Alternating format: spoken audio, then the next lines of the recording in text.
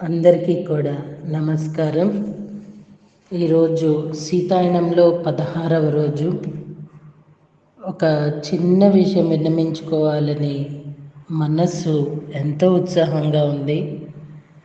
నాకు అర్థమైనంత వరకు సీతాయనము అనే ఈ పుస్తకాన్ని ప్రతి ఒక్కరూ చదివే తీరాలి, తెలుసుకునే తీరాలి, వినే తీరాలి, వినిపించాలి, తెలియజేయాలి.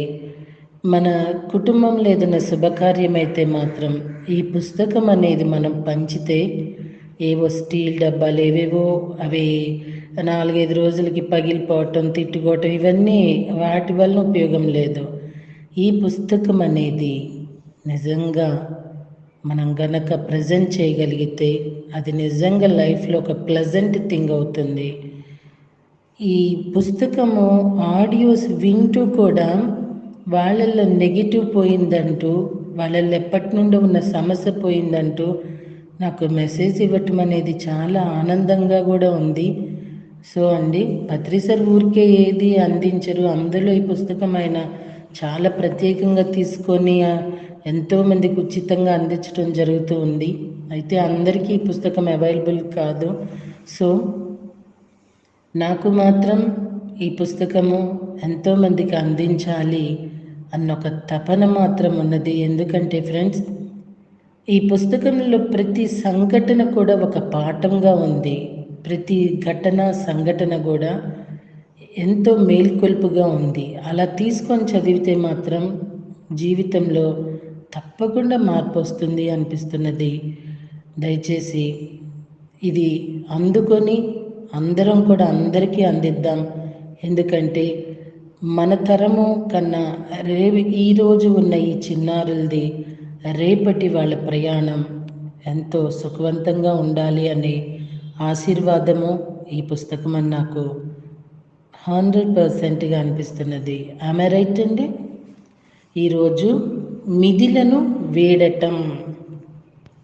వివాహం తరువాత జనక మహారాజు తన మాటను చెల్లించుకున్నారు. ఆయన మాత శ్రీరామునికి ప్రత్యక్ష అనుభవం కోసం, భూ సౌందర్యాన్ని ఆస్వాదించటం కోసం పొలాలకు తీసుకువెళ్ళిపోయారు. మహారాజు ఆయనకు నాగలు ఉపయోగించటం నేర్పగా, మాత భూమి యొక్క సజీవ లక్షణాలను, ఉదాత్తతను బోధించింది. మహారాజు ఈ మధ్య ఏర్పాటు చేసిన స్థానిక పరిపాలనా సంస్థల గురించి చెప్పగా, శ్రీరాముడు వాటిని చూడడానికి ఎంతో ఆసక్తి చూపాడు. కనుక ఆ సంస్థల పురోభివృద్ధి గమనించటానికే వారు చుట్టుపక్కల గ్రామాలు సందర్శించారు. మహారాజుతో వాటి పరిపాలనా విధానం గురించి సుదీర్ఘంగా చర్చిస్తూ అదంతా తెలుసుకున్నాడు. శ్రీరాముడు, ఇన్ని సంవత్సరాలు నేను అయోధ్యలో నేర్చుకున్న దానికంటే మిథిలలో మహారాజు దగ్గర ఈ కొన్ని వారాల్లోనే పరిపాలన గురించి చాలా ఎక్కువ తెలుసుకున్నాను అని తనతో చెప్పారని సీత అన్నది. వశిష్ఠ, విశ్వామిత్ర ఋషుల నుంచి యుద్ధ కళలను, వేదాలను అభ్యసించినప్పటికీ పరిపాలనా సూక్ష్మాలు నేర్చుకునే అవకాశం ఇప్పటి వరకు రాలేదు. మహారాజు దగ్గర అది నేర్చుకోవటం రామునికి ఎంతో ఆనందంగా ఉంది. మహారాజుకు భవిష్యత్తు కోసం తన దర్శనాలు, సూచనలు శ్రీరామునికి అందించాలన్న సంకల్పం ఉంది. ఆయనకు విదేహ రాజ్యపు శక్తి తగ్గి కోసల రాజ్యపు శక్తి పెంపొందుతుంది అన్న దర్శనం ఉంది. దశరథ మహారాజు పాలనలో రఘువంశం గణనీయమైన అభివృద్ధి చెందింది. వారి రాజధాని అయోధ్య చుట్టుపక్కల అన్నిటిపైన ప్రభావాన్ని విస్తరిస్తూ విశేషాధికారం కలిగిన కేంద్రంగా ఉంది. విదేహ రాజ్యం కోసం కోసల రాజ్యంతో ఒక విషయంలో తప్ప అది జ్ఞాన కేంద్రం దేనిలోనూ సరితూగదు. ఈ రెండు రాజ్యాలు చేరువ కావటం కంటే శక్తికి, జ్ఞానానికి వివాహం జరగటం అనేది ఆర్యవర్తనానికి గొప్ప భవిష్యత్తు నిర్మిస్తుంది. అది తన ఉన్నత సంస్కృతి, నాగరికతలను సుదూరంగా విస్తరించగలిగితే మానవ జాతి పురోభివృద్ధి, సృష్టి అంతటికీ దోహద చేయగలదు. భూమి తిరోగమనం, అవరోహణ చక్రంలో ఉందని, ఆధ్యాత్మిక జ్ఞానం చాలా వరకు కోల్పోబడి ఆ భౌతిక అభివృద్ధి పెంపొందుతుందని మహారాజుకు తెలుసు. అందుకే ఆయన రాబోయే చీకటి కాలాల నుంచి జ్ఞానాన్ని రక్షించటానికై తన చివరి సంవత్సరాలను అంకితం చేయాలనుకున్నారు. మానవాళి మొత్తానికి ఈ వివాహం వల్ల వనగూడే ప్రయోజనం కోసమే మహారాజు ఈ వివాహానికి ఒప్పుకున్నారు అనిపిస్తున్నది. ఆయన సీతకు సరియైన శిక్షణనిచ్చి తన మీద ఉంచబడిన బాధ్యతను పరిపూర్ణంగా చేసుకున్నారు. ఆయన సీతను ఆర్యవర్తనంలోని అనేక మంది యోగులు ఋషుల వద్దకు తీసుకువెళ్ళి ఆమె వారి వివేకాన్ని పొందేటట్లు చూశారు. శ్రీరాముడు దీనికి విలువ ఇస్తాడని, అంతేకాక వాటి స్థానాల్లో పని లేకుండా చిన్న పెద్ద జీవులన్నిటి పట్ల ఆమె తీసుకునే జాగ్రత్తను మన్నిస్తాడని ఆయనకు తెలుసు. ఆయన గొప్ప బాధ్యతల్లో చివరిది ముగియబోతుంది. మహారాజు దానిని ముగించటంలో ఆనందం కానీ విచారం కానీ ప్రకటించలేదు. ఆయన విషయాల గురించి తప్పుకోవటం మొదలుపెట్టారు. ఒకానొక సాయంత్రం వంటశాల నుంచి వచ్చిన సోమ మహారాజు రామునికి బోధిస్తుండగా తాను విన్న విషయాలు మాతో చెప్పింది.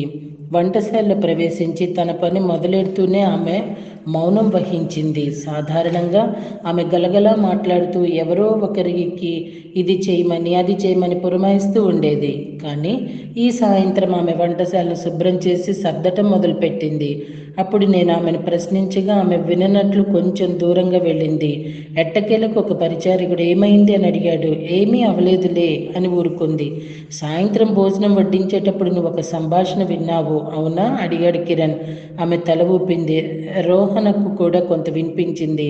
అయితే అది చెప్పినది ఆమెకు అర్థం కాలేదు. అదేదో గొప్ప ప్రాముఖ్యత ఉన్న విషయంలాగా ఉంది అన్నాడు. అది మనం వినవలసింది కాదు సోమ బదిలిచ్చింది. బహుశా అది మనం వినవచ్చేమో, అందుకే మహారాజు నిన్ను విననిచ్చారు. ఈ పరివార కృత్యాల్లో సంభవించే ప్రతి దాని వెనుక ఒక కారణం ఉంటుందని నీకు తెలుసు.